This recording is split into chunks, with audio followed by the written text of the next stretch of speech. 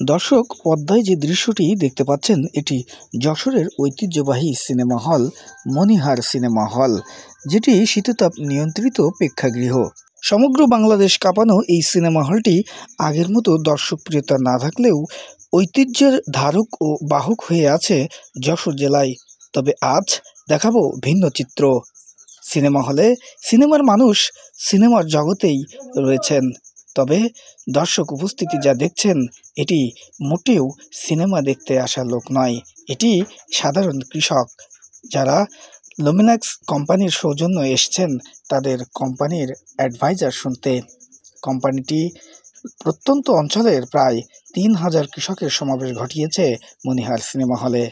তারা পর্দায় দেখাচ্ছেন তাদের কোম্পানি সম্পর্কিত প্রোডাক্ট এবং শোনাচ্ছেন কৃষকের সাফল্যগাথা কিছু কথা। এটি মোটেই কোনো সিনেমার দৃশ্য নয়। অনেকেই এই প্রেক্ষাগৃহে প্রথমেই প্রবেশ করলেন সিনেমা ছাড়াই।